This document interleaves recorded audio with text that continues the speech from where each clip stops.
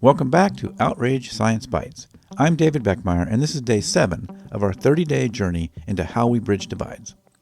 Earlier in this series, we heard Carissa Raskin from Listen First tackle a big challenge, how to move bridging work from talk to action. Today, we're revisiting that same question, but through a new lens. Because if there's one thing we've learned so far, it's that there's no single roadmap for turning good conversation into real collaboration. So today, we're asking again, many are open to dialogue across divides, but shared action is harder. What helps bridging work move from talk to action? This time, we'll hear from Hamman of Urban Rural Action, an organization that brings people together from very different places, literally and figuratively, to work on shared problems that matter in their communities. Here's Kira. Yeah. So I actually, I'm not sure I fully agree with the first sentence there. I actually think dialogue is really hard, and especially meaningful, respectful, productive dialogue. And doing things is relatively easy if it's something everybody wants to do. The tricky bit is figuring out what everybody wants to do.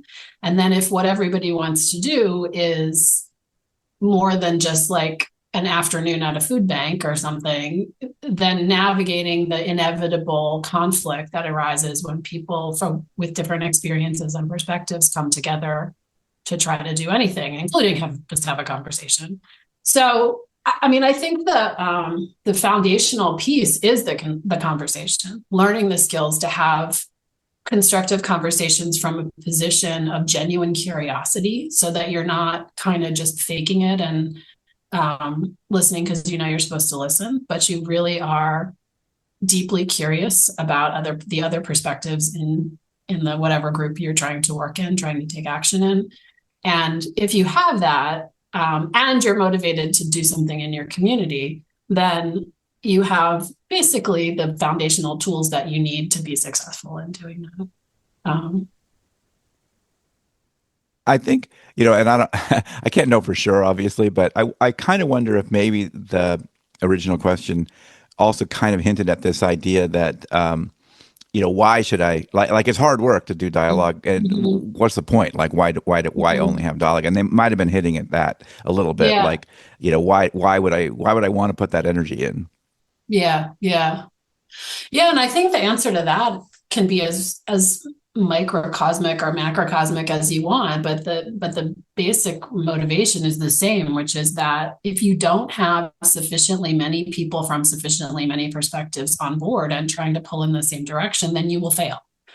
And so you cannot achieve durable change unless you have people who aren't all thinking exactly the same way on board with it. And it does not have to be everyone, but it has to be a lot more than half of the population.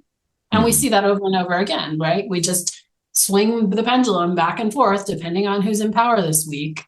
Nothing sticks. Nothing sticks when you don't get enough people supporting it. So that's why. Nobody does the work of sort of coalition building. If you don't have the coalition and it's not a broad enough coalition, either you won't get anything done or you'll think you got something done and then it will quickly be undone. That's all for today's episode of Outrage Science Bites. Stay curious, and until next time, I'm David Beckmeyer. Thanks for listening. If you enjoy these Science Bites episodes, you may enjoy the long-form Outrage Overload podcast at outrageoverload.net.